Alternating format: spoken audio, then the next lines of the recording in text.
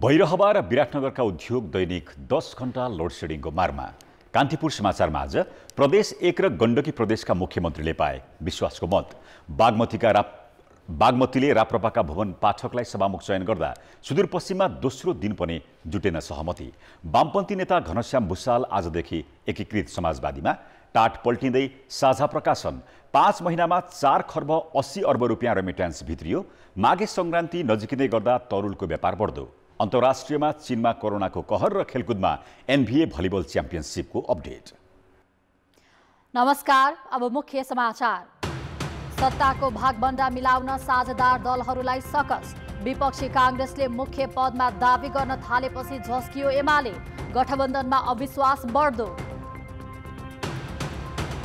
सन्दीप लामिछानेलाई धरौटीमा छाड्ने पाटन उच्च अदालतको आदेशले उब्जायो नयाँ बहस। अदालत भन्छ कानुन अपुरो भएकाले मान्यतामा टेकियो।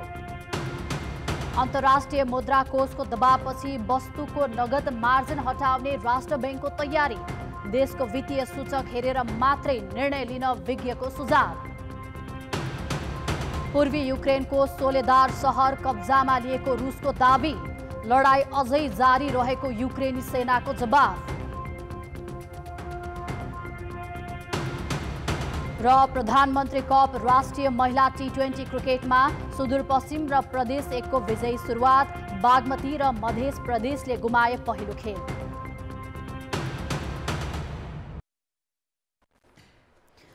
प्रधानमन्त्री पुष्पकमल दाहालले कार्यभार सम्हालेको 19 दिन बितिसक्दा पनि मन्त्री परिषद विस्तार गर्न सकेका छैनन्। गठबन्धन दलभित्रका आकांक्षी व्यवस्थापन जटिल बन्दै गएपछि मन्त्री परिषद विस्तार हुन नसकेको हो। शक्ति बाँडफाँडका लागि प्रधानमन्त्री दाहाल र एमालेका अध्यक्ष केपी शर्मा ओली बीच पटक पटक छलफल भए पनि सहमति जुट्न सकेको छैन। त्यसको एउटा कारणका रूपमा गठबन्धनभित्र बढ्दै गएको अविश्वासलाई पनि मानिएको छ। आखिर छोटो समयमै गठबन्धनभित्र किन बढ्दैछ त अविश्वास? पुस 11 गते कार्यभार सम्हालेका प्रधानमन्त्री पुष्पकमल दाहालले गठबन्धन दलबीच सहमति जुटाएर चाँडै मन्त्री परिषदलाई पूर्णता दिने भनेका थिए। तर अहिलेसम्म मन्त्री परिषद विस्तार त परको कुरा, यसबारेमा गठबन्धन दलहरू एकै ठाउँमा बसेर छलफल समेत गर्न सकेका छैनन्। त्यति मात्रै होइन, उपराष्ट्रपति उपसभामुख जस्तो पद कुन दलले लिने भन्ने टुङ्गो लागेको छैन। सबै विषय प्याकेजमै सहमति गर्ने भन्दै प्रधानमन्त्री दाहाल र एमाले अध्यक्ष ओलीबीच कहिले बालुवाटार त कहिले बालकोटमा छलफल भए पनि ठोस प्रगति भएको छैन। दाहाललाई प्रधानमन्त्री बनाउने बेलामा एमालेले राष्ट्रपति र सभामुख पद लिने सहमति भएको थियो। तर अहिले प्रधानमन्त्रीलाई विश्वासको मत दिएको कांग्रेसले राष्ट्रपति वा सभामुख दावी गर्न थालेपछि एमाले झस्किएको छ। विभिन्न राजनीतिक दलका आफ्ना आफ्ना इन्ट्रेस्ट हुन्छन्, त्यसमा त्यसलाई अस्वाभाविक लिनुहुन्न। तर कुन इन्ट्रेस्टले चाहिँ मुलुकलाई सकारात्मक दिशातर्फ अगाडि लैजान्छ त्यो कुरालाई हामीले बुझ्नुपर्छ, चिन्नुपर्छ। अहिले 7 प्रदेशमा मुख्यमन्त्री चयन भएका छन्, तर केन्द्रमा 7 जनालाई मन्त्री बनाए पनि 4 जनाको कार्यभार तोकिएको छैन। माओवादी केन्द्र प्रधानमन्त्रीलाई विश्वासको मत दिएको कांग्रेसप्रति लचक छ। उसले राष्ट्रिय सहमतिको सरकारको कुरा समेत गर्न थालेको छ। अहिले दाहाल र ओलीबीच भएको छलफलमा समेत यो विषयले प्रवेश पाएको बताइएको छ। तर नेताहरू अहिले नै यसबारे खुलेर कुरा गर्न तयार देखिँदैनन्। कांग्रेसलाई कहीँ न कहीँ सरकारमा होइन समझदारीमा लिएर जाने कुरामा हाम्रो छलफल चलिरहेको छ। सत्ता साझेदार सबै दल सरकारमा सहभागी हुन तयार रहे पनि कुन दलले कति मन्त्रालय लिने भन्नेमा आफ्नै अडान बाधक बनेका छन्। उनीहरू एमाले र माओवादी केन्द्रबीचको सहमतिको पर्खाइमा छन्। एकता दिवस पनि कुरोलाई समर्थन गरेर क्याबिनेटले निर्णय गरिदिसकेपछि राप्रपाको लागि पनि बाटो खुल्यो र अध्यक्षज्यूको नेतृत्वमा हामी जाने भनेका छौँ। अब मन्त्रालयको बाँडफाँडको विषयमा शीर्षस्थ नेताहरू गरिरहेको छन्। गठबन्धन दलबीच अविश्वास बढ्नुमा कांग्रेसको हात देखिन्छ। अहिले कांग्रेसले राष्ट्रपति वा सभामुख पद लिन शक्ति सन्तुलनको कुरा गरिरहेको छ। कुनै एउटा पद लिन सके भविष्यमा एमाले र माओवादी बीचको गठबन्धन भत्काउन सजिलो हुने बुझाइ उसको छ। तर प्रधानमन्त्री दाहाल कांग्रेससँग लचिलो भए पनि एमाले अहिले नै कुनै पद दिन तयार छैन। यही रस्साकस्सीका बीच शक्ति बाँडफाँड त पेचिलो बनेको छ नै, गठबन्धन दलबीच अविश्वास पनि बढेको देखिन्छ। कान्तिपुर समाचारका लागि श्याम श्रेष्ठका साथमा विकास आचार्य, काठमाडौँ। अब जनताको आवाज हामीले आज 7 प्रदेशमा सोधेका छौं। संघ र प्रदेशको मन्त्री परिषदले पूर्णता पाउन किन ढिलाइ भइरहेको होला? जनताको आवाज। भागभण्डा नमिलेर यही भएर खिचातानी भइरहेको छ। आफ्नो मान्छे राख्नलाई सबै पार्टीले पनि प्रयास गरिराखेको होला नि। आफ्नो दलभित्रबाट कुन मान्छेलाई पठाउने भन्ने विषयमा पनि त्यहाँभित्रै पनि अलिकति केही स्वार्थ आयो भएको। नेताहरू सबै त्यहाँ मिलाउनु पर्ने भागभण्डा नमिलेको कारण नै भागभण्डा मिलेको छैन। त्यसै कारणले अहिलेको सरकारमा जान धेरै दलहरू इच्छुक छन्, त्यही भएर ढिलाइ भइरहेछ। अब त्यहाँ भागभण्डा मिलाउनु पर्ने पनि अवस्था होला। उहाँहरूको मन्त्रालयहरू पनि आफ्नो आफ्नो दलले भागभण्डा मिलाउने कामले गर्दाखेरि त्यो भाग हुनु सक्छ। भागभण्डा नमिलेर एकजुट भइरहेको छैन। विभिन्न भागभण्डाका खेलहरू भागभण्डा हुँदै होला। यिनीहरू जति बेला पनि मौकामा चौका हान्ने खेलमा हुन्छन्। विभिन्न पार्टीहरूलाई सहभागी गराई मन्त्री परिषद गठन गर्नुपर्ने, सरकार बनाउनु पर्ने भएका आपसी समझदारीहरू मिलाउनु पर्ने भएको कारणले गर्दाखेरि ढिला भएको छ। गठबन्धनकै पार्टीहरूभित्र पनि धेरै आकांक्षीहरू मन्त्री खाने आकांक्षाले गर्दा पनि विभिन्न मन्त्रालयहरू भागभण्डा लगाउनु पर्ने बाध्यात्मक अवस्था भएकै कारण प्रधानमन्त्रीलाई मिलाउनमा अलिक कठिनाइ परिरहेको होला। सबैलाई मै मन्त्री बन्नु तछाड मछाडको कारणले पनि एउटा यो ढिलाइ भएको हो। यी भागभण्डा नमिलेर नै हो। यिनीहरूको आफ्नो सत्ताको समीकरण नमिल्दा उहाँहरूको भागभण्डा नमिले हो कि उहाँको अब कार्यकर्तालाई भित्र छिराउन नसक्नु भएको हो कि जो मुख्य मन्त्रालयहरू छ त्यो आफ्नो कोल्टामा पार्नको लागि सरकार गठन गर्ने कुरा र मन्त्रीमण्डल गठन गर्ने कुरा ढिलो गर्नु हुँदैन।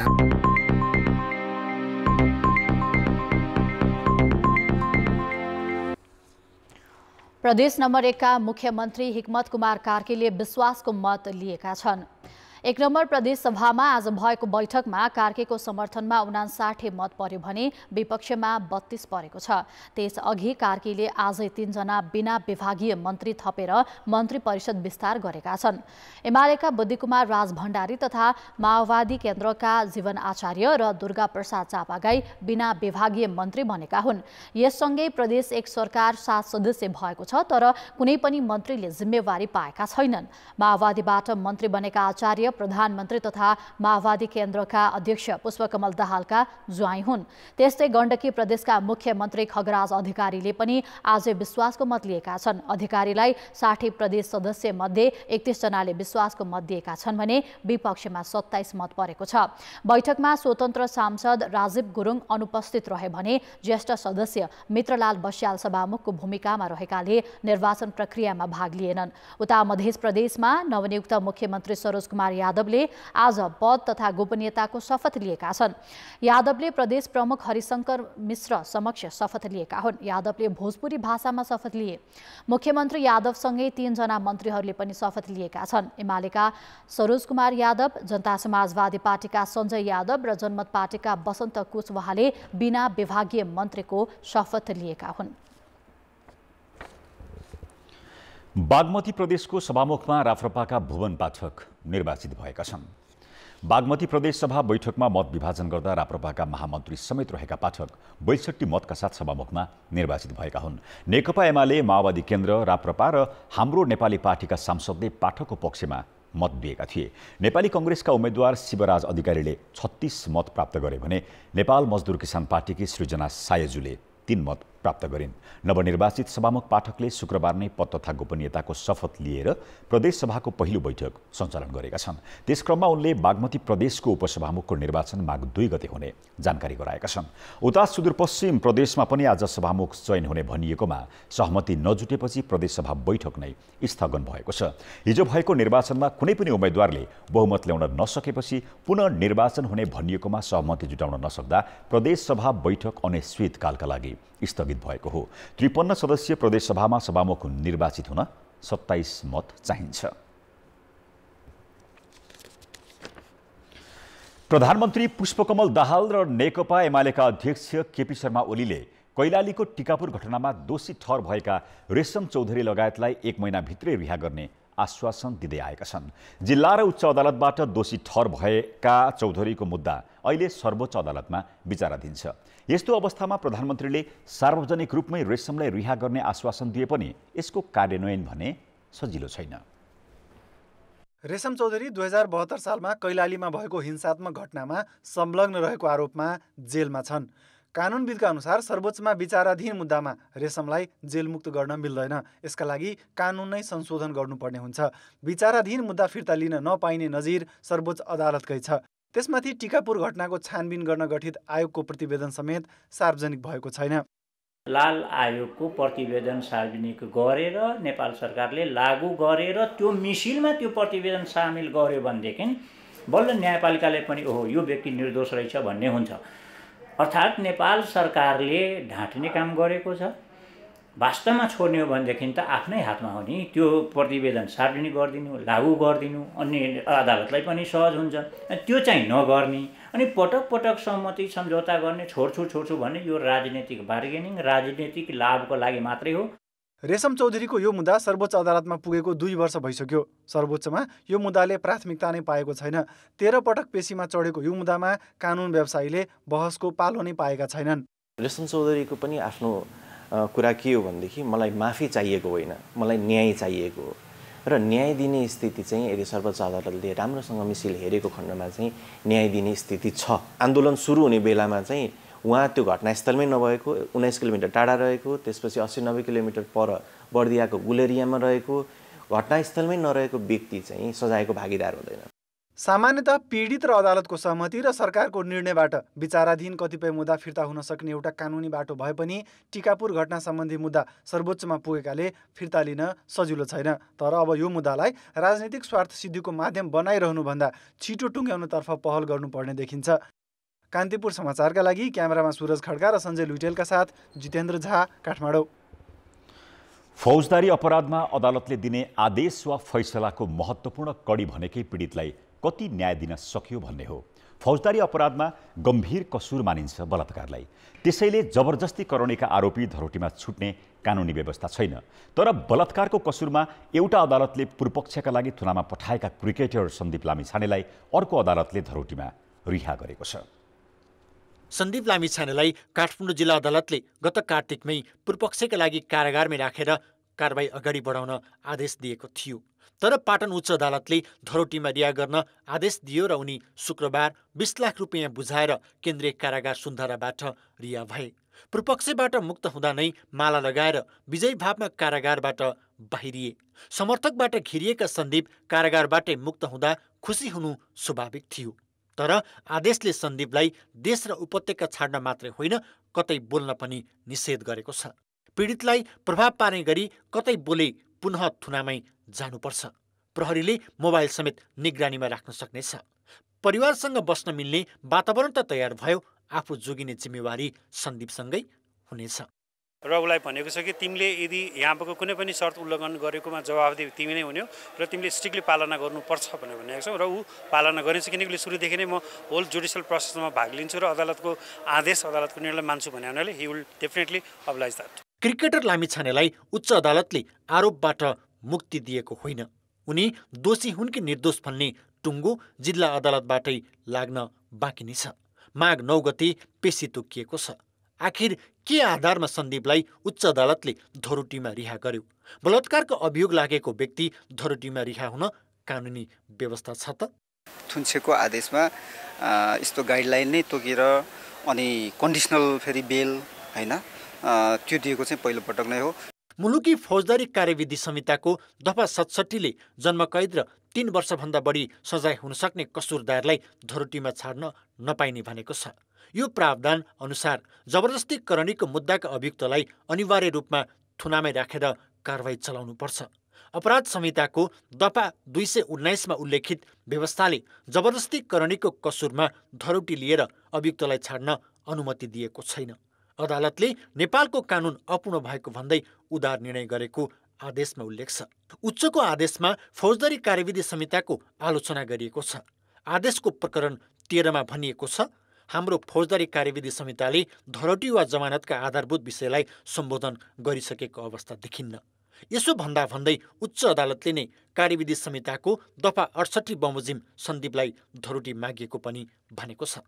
रोचक त के छ भने उच्च अदालतले दफा 68 अनुसार सन्दीपलाई धरोटी तोकिएको भनेको छ, जबकि धरोटी तोक्न पाइने 68 को मुद्दामा पनि त्यस्तो धरोटी बिना शर्त हुनुपर्छ भनिएको छ। तर अदालतले अन्तर्निहित अधिकार प्रयोग गर्दै लामिछानेमाथि विभिन्न शर्त राखेको छ। पीडित किशोरीको बकपत्र समेत गरिसकेको विषयलाई समेत आधार बनाएको अदालत स्वयंले पीडित किशोरी अहिले मनोपरामर्श लिइरहेको समेत आदेशमा उल्लेख गरेको छ। भनिन्छ कानुन सबैलाई समान रूपमा लागू हुन्छ। अहिले देशभर करिब 6000 अभियुक्त जबरजस्ती करणीको अभियोगमा थुनामा छन्। यो आदेश अनुसार पीडितले बकपत्र समेत गरिसकेको अवस्थामा थुनामा रहेका ती अभियुक्त अब धरोटीमा रिहा गरेर मुक्त हुन सक्छन्। पाटन उच्च अदालतको अनौठो निर्णयले गम्भीर सैद्धान्तिक प्रश्न उब्जाएको छ। कान्तिपुर समाचारका लागि क्यामेरामा सुरज खड्का र हेम परसाईका साथमा रेबन दाहाल र रमेश धमला, काठमाडौँ। ब्रेकपछि पुनः स्वागत छ। 6 दशकदेखि नेपाली साहित्यको समृद्धि र उन्नतिका लागि महत्त्वपूर्ण भूमिका निर्वाह गरेको साझा प्रकाशन व्यवस्थापकीय कमजोरी र राजनीतिक हस्तक्षेपका कारण यतिखेर आर्थिक रूपमा जर्जर अवस्थामा पुगेको छ। कर्मचारीहरूले 14 महिनादेखि तलब खान सकेका छैनन् भने साहित्यिक कृति प्रकाशन गर्न कागज किन्न समेत नसक्ने अवस्था छ। यस्तो बेला कहिलेकाहीँ गरिने पुस्तक मेलाले साझालाई केही भए पनि आर्थिक राहत दिने गरेको छ। साझा प्रकाशनले पुल्चोक स्थित केन्द्रीय कार्यालय परिसरमा गरेको यो पुस्तक मेला अरू मानिसका लागि सामान्य हुन सक्छ, तर साझाकै कर्मचारीका लागि भने तलब खुवाउने आशाको अवसर हो। आर्थिक अभावकै कारण साझाका 73 जना कर्मचारीले 14 महिनादेखि तलब सुविधा पाएका छैनन्। अवकाश पाएकाहरू पनि 7 वर्षदेखि उपरानबाट वञ्चित भएका छन्। पुस्तक मेलामा पुस्तक बिक्री होला र तलबको जोहो होला भन्ने आशामा छन् साझाका कर्मचारी। 16-17 करोडका पुस्तकहरू हामीसँग छन्, तर ती पुस्तकहरूलाई बेला बेलामा हामीले चाहिँ नियमित रूपमा बिक्री गर्ने र बेला बेलामा हामीले पुस्तक प्रदर्शनीहरू मार्फत पनि त्यसलाई बिक्री गर्ने व्यावहारिक योजना ल्याएका छौँ र समग्र रूपमा वर्षको हामीले ती पुस्तकहरू बेचेर कमाउन सक्ने स्थिति भनेको 4 करोडदेखि 5 करोड भित्रको अवस्थामा हो। 2 वर्ष अघिसम्म कक्षा 11 र 12 को पाठ्यपुस्तक छापेर जेनतेन आर्थिक उपार्जन गर्दै आएको साझाले अहिले त्यो काम पनि पाएको छैन। प्रकाशन भएका पुस्तक पनि बिक्री हुन छाडेपछि साझाको अवस्था झन् ओह्रालो लाग्यो। साझाप्रतिको विश्वास र भरोसाकै कारण धेरै लेखकहरू कृति छाप्न यहीँ पुग्ने गरेका छन्, तर कागज खरिद गर्न नसक्दा दर्जनौं अमूल्य कृति त्यतिकै रहेका छन्। राजनीतिक हस्तक्षेपका कारण धराशायी बनेको साझाले सरकारको 50 करोड र अन्य क्षेत्रको 13 करोड रुपियाँ ऋण तिर्न सकिरहेको छैन। वर्षेनी 8 करोड रुपियाँ भन्दा बढी खर्च हुने गरेकोमा पुस्तक बिक्रीबाट जेनतेन 5 करोड मात्र आम्दानी हुन्छ। अहिले चाहिँ जनशिक्षालाई मात्रै छाप्न दियो, हामीलाई काममिन बना। काममिन संस्था त कतिन्जेल चल्छ र त्यही कारणले हामीले चाहिँ अब यहाँ गर्न पाएका छैनौँ। र अहिले कर्मचारीहरू जम्मा 73 जना कर्मचारी छौँ देशभर, केही गरेर देशभर यहाँ मात्रै होइन, एउटा सानो स्कुल चलाए जति मात्रै हो है, त्योभन्दा धेरै ठुलो होइन, तर त्यति सानो स्कुल चलाए जति पनि कर्मचारीको व्यवस्थापन गर्न हामीले सकिराखेका छैनौँ। विक्रम सम्मत 1970 सालमा गोर्खा भाषा प्रकाशिनी समितिको नाममा स्थापना भएको साझा 2021 सालमा साझा प्रकाशन भएको थियो। साहित्यकारको साझा संस्था धराशायी बनेकोमा लेखकहरूले चिन्ता व्यक्त गरेका छन्। मफसलका साहित्यहरू हुन्, चाहे भर्खर अब उदाउँदै गरेका साहित्यकारहरू हुन्, चाहे पुराना चाहिँ अहिले छायामा परेका साहित्यकारहरू हुन्, यस्ताको खोजी गर्ने संस्था बिग्रदाखेरि साहित्यकारहरूलाई त प्रत्यक्ष असर परिहाल्छ। साझा प्रकाशनमा देशभरका 1700 भन्दा बढी लेखक साहित्यकारको आबद्धता रहे पनि सरकार र राजनीतिक दलको प्राथमिकतामा नपर्दा नाजुक अवस्थामा पुगेको छ। सरकारको स्वामित्व रहेका संस्थाहरूको अस्तित्व एकपछि अर्को गर्दै समाप्त भइरहेका बेला छुट्टै पहिचान बोकेको साझा प्रकाशन बचाउन आवश्यक रहेको नेता गगन थापाको धारणा छ। संस्थाले आफूलाई जसरी लिएर जानुपर्ने हो त्यो कुरामा पनि केही न केही कमजोरीहरू छ। यो संस्थालाई मलजल दिनुपर्ने, टेवा दिनुपर्ने राज्यको जुन पक्ष हो, हामीहरू हौँ, हाम्रो पनि केही कमजोरीहरू छ। त्यसैले अब यो अझ मैले केही वर्षदेखि यसको साथीहरूसँग विभिन्न ठाउँमा अन्तर्क्रियाहरू गर्दै गर्दा झन् प्रत्येक वर्ष झन् माथि आउने भन्दा पनि तल भासिँदै गएको स्थिति छ। स्रष्टाहरूको आस्था र भरोसाको केन्द्र साझा प्रकाशनलाई सरकारले नियमित सहयोग गरी पुनः यसलाई जीवन्त बनाउन आवश्यक देखिन्छ। कान्तिपुर समाचारका लागि क्यामेरामा पशुपति बुढाथोकीका साथ नारायण किलम्बु, पुलचोक ललितपुर। अब जनमतको अन्तिम परिणाम। जनमतमा हिजो हाम्रो प्रश्न थियो, मृगौला प्रत्यारोपण गर्न लामो समयसम्म कुर्नुपर्ने बाध्यता अन्त्य गर्न के गर्नुपर्ला? ए, 7 प्रदेशमा सेवा विस्तार, बी, सेवामा सहजता र सी, कानुनी जटिलता अन्त्य। जनमतको अन्तिम परिणाम यस्तो छ, ए, 7 प्रदेशमा सेवा विस्तारमा 43%, बी, सेवामा सहजतामा 19% र सी, कानुनी जटिलता अन्त्यमा 38% मत प्राप्त भएको छ। अब आजको प्रश्न। जनमत धराशाही बनेको साझा प्रकाशनलाई सुधार्न के गर्नुपर्ला? ए, राजनीतिक हस्तक्षेप मुक्त, बी, आर्थिक अनियमितता छानबिन र सी, आत्मनिर्भर बनाउने। जनमतको अन्तिम परिणाम भोलि साँझ 8 बजेको कान्तिपुर समाचारमा प्रसारण गर्नेछौँ। कृपया NEWS news space A, B वा C टाइप गरी 34001मा SMS गरी आफ्नो मत व्यक्त गर्नुहोला। रूपन्देही जिल्ला अदालतले महोत्तरीको लक्ष्मीनारायण मठका मानमहन्त जगन्नाथ दास वैष्णवलाई पूर्वपक्षका लागि थुनामा राख्न आदेश दिएको छ। सरकारी छाप दस्तखत लिखित कृत्यमा महन्तलाई रूपन्देही प्रहरीले पुस 3 गते महोत्तरीबाट पक्राउ गरेको थियो। रूपन्देहीका सहायक प्रमुख जिल्ला अधिकारीको हस्ताक्षर कृत्य गरेर खाता रोक्का रहेको बैंकबाट 70 लाख बढी रकम निकालेको आरोप महन्तलाई लागेको छ। रकम निकाल्न र कृत्य गर्न सहयोग गरेको आरोप लागेका अन्य व्यक्तिहरू भने फरार रहेका छन्। मलेसियामा अलपत्र 19 नेपाली कामदारमध्ये 7 जना स्वदेश फर्किएका छन्। गोर्खाका ठाकुर रेग्मी र कमलबाबु श्रेष्ठ, भोजपुरका बाबुराम बास्तोला, मकवानपुरका ईश्वर कोइराला र भुवन कोइराला, कैलालीका कैलाश लोहार र धादिङका बाबुलाल विक बुधबार नेपाल फर्किएका हुन्। ललितपुरको सानेपा स्थित खोजी म्यानपावरबाट गत भदौ 23 गते मलेसिया पुगेका 19 जना नेपाली कामदारलाई केलाङ सहरमा बन्धक बनाइएको थियो। सामाजिक सञ्जाल र सञ्चार माध्यममा उनीहरूको अवस्थाबारे खबर सार्वजनिक भएपछि सरकारले उद्धारको पहल थालेको थियो। अख्तियार दुरुपयोग अनुसन्धान आयोगले राष्ट्रिय भूमि आयोगका अधिकृत गणेश प्रसाद पोखरेल विरुद्ध भ्रष्टाचारको मुद्दा दायर गरेको छ। अकुत सम्पत्ति आर्जन गरेको अभियोगमा विशेष अदालतमा अख्तियारले भ्रष्टाचार मुद्दा दायर गरेको हो। पोखरेल विरुद्ध 1,06,33,339 रुपैयाँ 92 पैसा बिगो कायम गर्न माग गरिएको छ। अख्तियारले अकुत सम्पत्ति जफत गर्ने प्रयोजनका लागि पोखरेलकी पत्नी बिमला न्यौपाने पोखरेललाई पनि प्रतिवादी बनाएको छ। यातायात व्यवस्था कार्यालयमा निमित्त प्रमुख रहँदा अख्तियारले पोखरेलमाथि अनुसन्धान थालेको थियो। त्यसपछि पोखरेल सरुवा भएर भूमि आयोगमा पुगेका थिए। हाल आयोगमै कार्यरत रहेका बेला उनी विरुद्ध अकुत सम्पत्ति आर्जनको कसुरमा अख्तियारले मुद्दा दायर गरेको हो। अख्तियारले पोखरेल सरकारी सेवामा प्रवेश गरेको मिति 2046 असारदेखि 2078 फागुन 15 गतेसम्मको अवधिमा उनी र परिवारका नाममा रहेको चल अचल सम्पत्तिमाथि अनुसन्धान गरेको थियो। अर्थ र विकास। नेपाल राष्ट्र बैंकले नेपालबाट विदेशमा जुनसुकै लगानी गरे पनि कारबाही हुने चेतावनी दिएको छ। विदेशमा लगानी हुने गरी घर जग्गा खरिद गर्ने, सम्पत्ति खरिद गर्ने वा विदेशी बैंक तथा वित्तीय संस्थामा निक्षेप जम्मा गर्ने लगायतका पुँजीगत प्रकृतिका कारोबार गरेको पाइएमा कानुन बमोजिम कारबाही हुने बताइएको छ। विदेशी विनिमय ऐन 2019 को दफा 10 क ले विदेशमा लगानी गर्न प्रतिबन्ध लगाएको छ। नेपाल राष्ट्र बैंकले विदेशमा पैसा लैजान थप कडाई गरेको हो। पछिल्ला दिनमा नेपाली नागरिकले विदेशका विभिन्न क्षेत्रमा लगानी गरिरहेको भन्ने चर्चा चल्न थालेपछि विदेशमा पैसा नलैजान सचेत गराइएको हो। पछिल्लो 5 महिनामा 4 खर्ब 80 अर्ब रुपियाँ रेमिट्यान्स नेपाल भित्रिएको छ। नेपाल राष्ट्र बैंकका अनुसार गत आर्थिक वर्षको तुलनामा यो 23% बढी हो। अघिल्लो वर्ष साउनदेखि मङ्सिरसम्म रेमिट्यान्स आप्रवाह 6% घटेको थियो। वैदेशिक रोजगारीमा आएको बढोत्तरीले विप्रेषण बढेको हो। शोधनान्तर स्थिति 45 अर्ब 87 करोडले बचतमा छ। त्यस्तै कुल विदेशी विनिमय सञ्चित करिब 13 खर्ब रुपियाँ पुगेको छ। 5 महिनामा चालु खाता 37 अर्ब 91 करोड छ। अघिल्लो वर्षको सोही अवधिमा चालु खाता 2 खर्ब 98 अर्ब 51 करोडले घाटामा थियो। त्यस्तै पछिल्लो 5 महिनामा कुल वस्तु व्यापार घाटा 18.8%ले घटेको जनाइएको छ।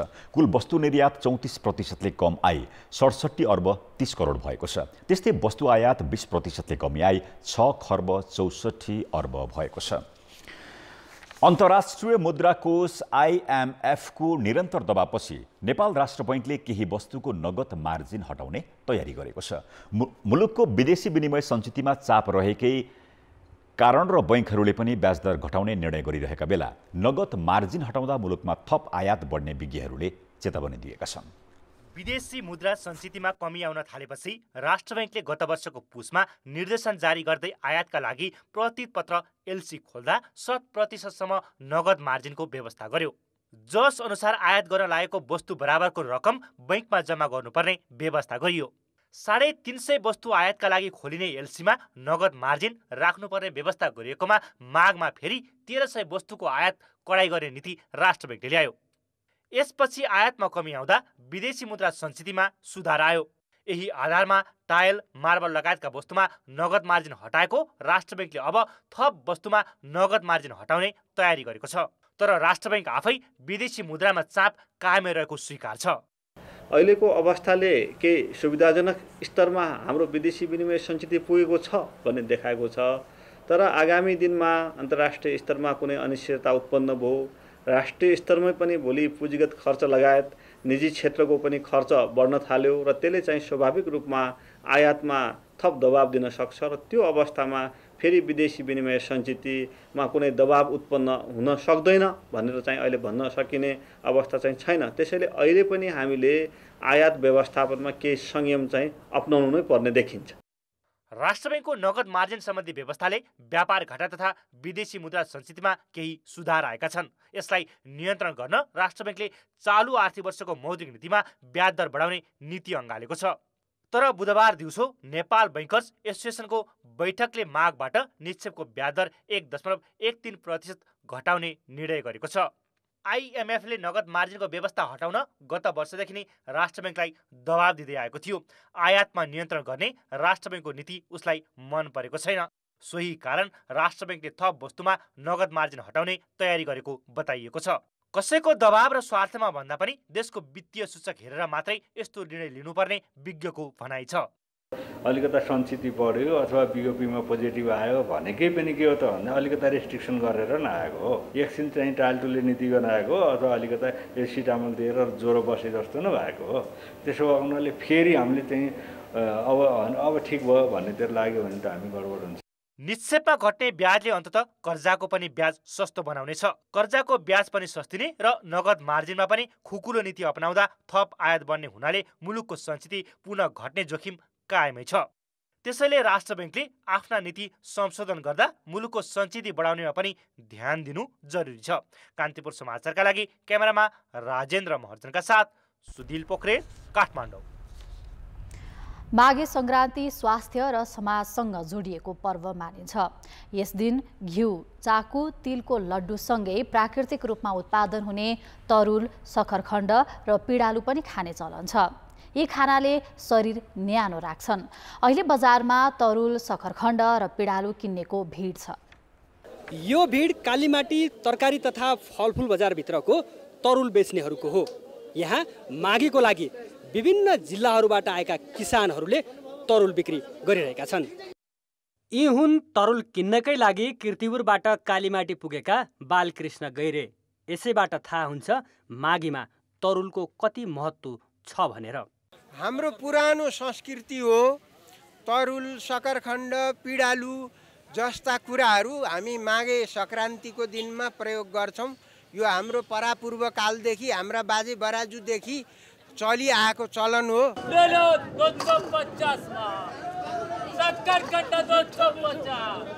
माघे सङ्क्रान्ति यो चाको खाने, घिउ खाने होइन, यो तरुल खाने, त्यो तिलको डल्लो खाने, समय अनुसारले दसैँमा कुखुरा खसी खाने। माघे सङ्क्रान्तिका दिन तरुल खाने परम्परा भए पनि यसको व्यावसायिक खेती नहुँदा केही वर्ष अघिसम्म राजधानीका तरकारी बजारमा भारतीय तरुलको बेगबेगी हुन्थ्यो। तर अहिले नेपालमै उत्पादन हुन थालेपछि किसानको पनि आय आर्जनको बाटो खुलेको छ। 30 किलो बिउ लिएर गाउँमा मेरो सर्लाही जिल्ला घर पर्छ, नगरपालिका पर्यो हाम्रो बरतवा हुनुभयो। त्यही गाउँमा ल्याएर आफ्नो किसानहरूको दिएर सोल्ठीमा लिएर रोपायो। रोप्दै रोप्दै बिताएर गर्दै गर्दै गर्दै यहाँ समुद्र भइसक्यो। 80 गाडीसम्म हामी बेच्यौँ यहाँ एक साल। तब यहाँ आएर सबैजना बढी भयो, खेती किसान सबै लाउँछ, सबै बेचिरहेछ। कालीमाटी तरकारी बजारमा अहिले सबैभन्दा बढी तरुल सर्लाहीबाट भित्रिने गरेको छ। माघे संक्रान्ति आउन 2 दिन बाँकी हुँदासम्म कालीमाटी बजारमा 12 लाख केजी तरुल भित्रिसकेको छ। त्यस्तै पिडालु 2,62,000 केजी, सखरखण्ड 2,14,000 केजी भित्रिएको छ। आन्तरिक उत्पादन क्षेत्रबाटै भित्रिन्छ र आन्तरिक उत्पादन क्षेत्रमा पनि सबभन्दा बढी भित्रिने भनेको यो सर्लाही क्षेत्रबाट, सर्लाही लगायतको तराईका केही जिल्लाहरूबाट। अब यो विशेष गरेर यो लाम्चो खाले जुन तरुल हुन्छ त्यो तरुल चाहिँ सर्लाहीबाट भित्रिन्छ। त्यस्तै किसिमले सुनसरी झापातिरबाट चाहिँ हात्ती पाइले तरुलहरू भित्रिरहेको छ ठुलो परिमाणमा। हाम्रा चाडपर्वको सांस्कृतिकसँगै आर्थिक महत्त्व पनि उत्तिकै छ। यस्ता चाडपर्वका बेला स्थानीय उत्पादनले राम्रै बजार पाउने गरेका छन्। माघीका लागि तराईका विभिन्न जिल्लाहरूबाट भित्रिएको तरुल अहिले राजधानीका विभिन्न तरकारी बजारहरूमा छ्यापछ्याप्ती पाइन्छ। यसले किसानहरूको आर्थिक अवस्था सुधार हुने देखिन्छ। कान्तिपुर समाचारका लागि क्यामेरामा विनोद कोजुका साथ भरत रावल, काठमाडौँ। अब बाँकी समाचार। सुनसरी मोरङ औद्योगिक करिडोरमा दैनिक 11 घण्टासम्म लोड सेडिङ हुने गरेको छ। हिउँद लागेसँगै करिडोर क्षेत्रका ठुला औद्योगिक फिडरमा नेपाल विद्युत प्राधिकरणले अघोषित रूपमा 11 घण्टा लामो लोड सेडिङ सुरु गरेको हो। प्राधिकरणले बिहान 5 देखि 11 बजेसम्म र साँझ 5 देखि राति 10 बजेसम्म लोड सेडिङ गर्ने गरेको छ। बिजुली आपूर्तिमा भएको कटौतीले औद्योगिक उत्पादनमा असर पुगेको विराटनगर क्षेत्रका उद्योगी व्यवसायीले गुनासो गरेका छन्।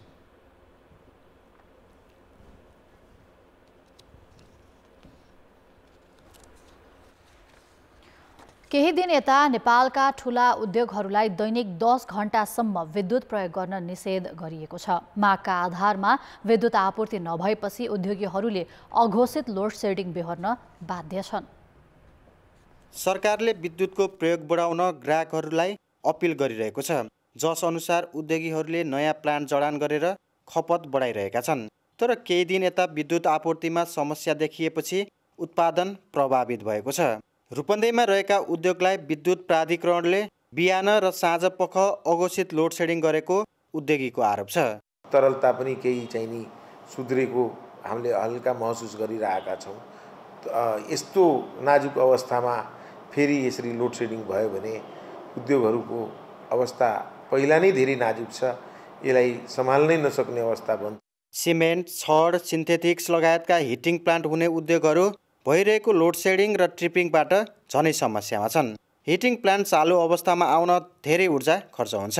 जानकारी बिना विद्युत कटौती हुने र पुनः सञ्चालनको प्रक्रियामा ल्याउन उद्योगीलाई व्यवहार थपिएको बताए। व्यवहार बढ्न थालेपछि त्यस्ता उद्योग क्रमिक रूपमा बन्द भइरहेका छन्।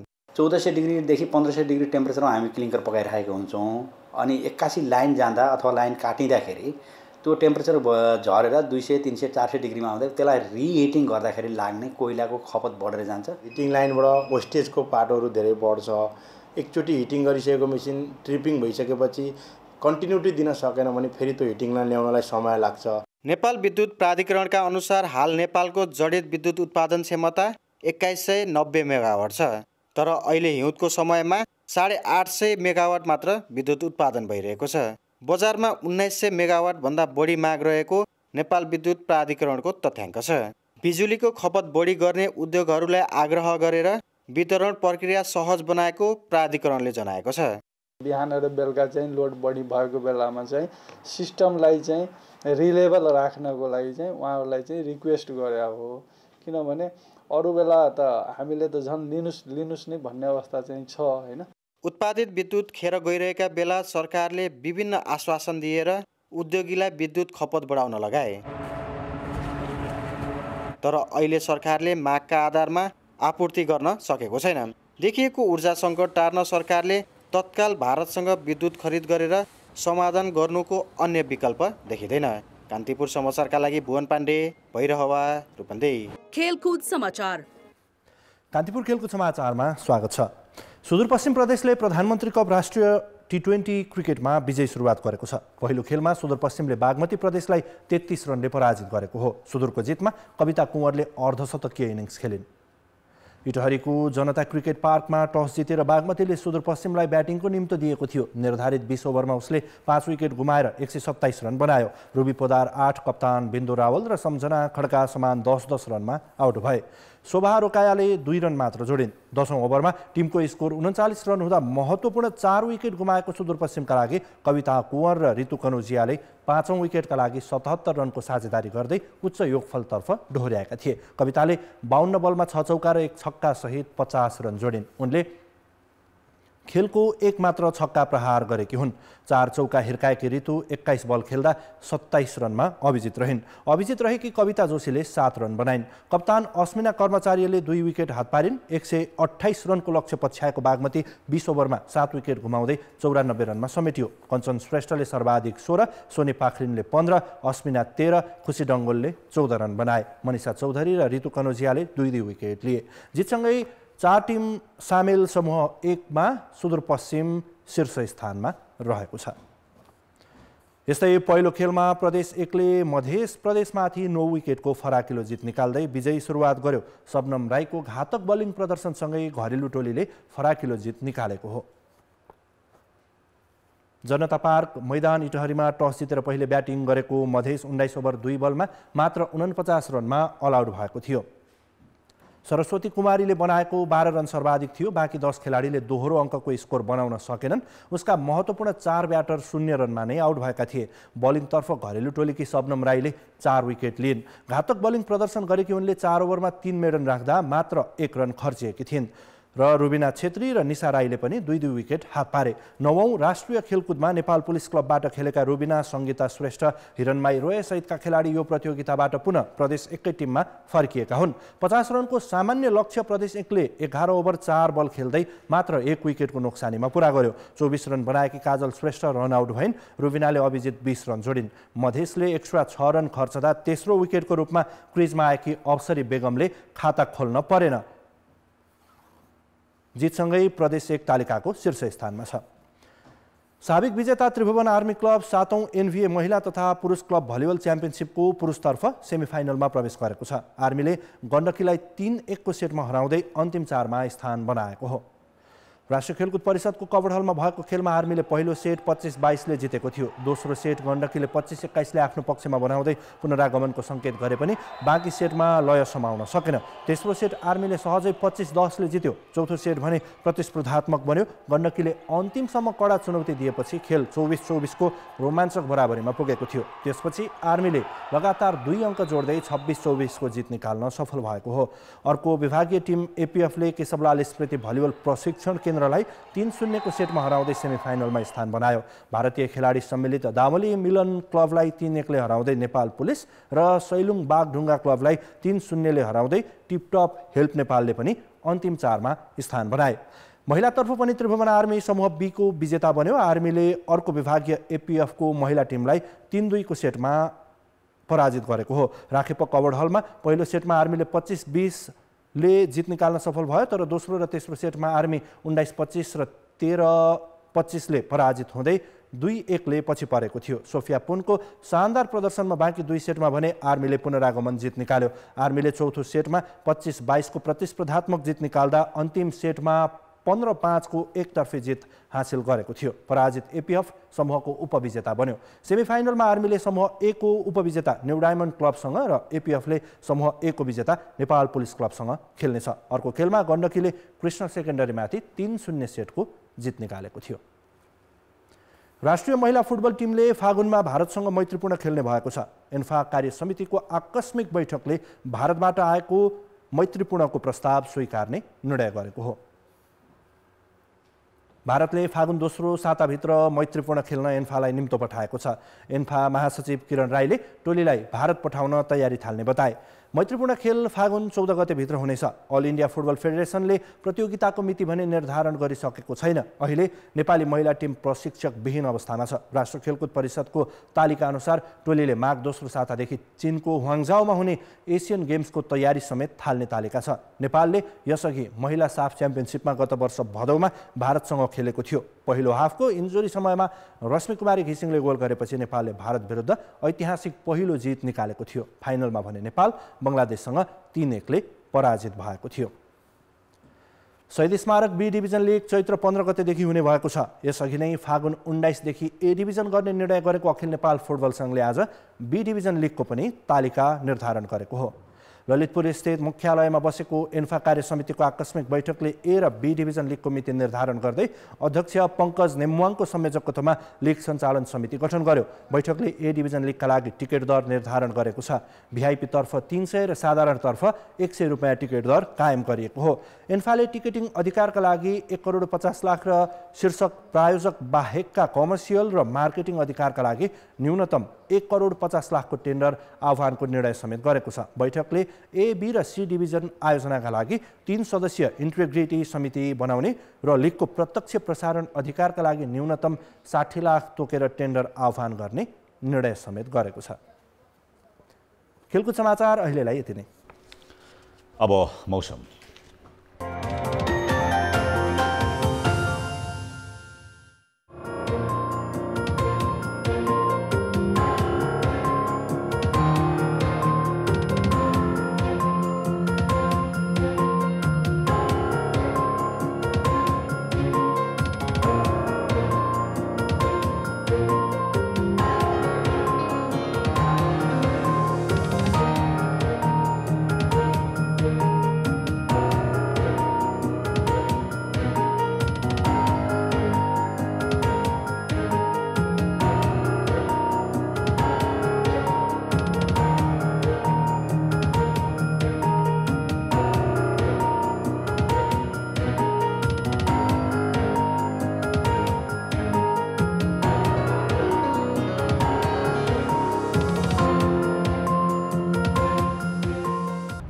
कान्तिपुर समाचार अहिलेलाई सकियो। कान्तिपुर टेलिभिजन हेर्दै गर्नुहोला।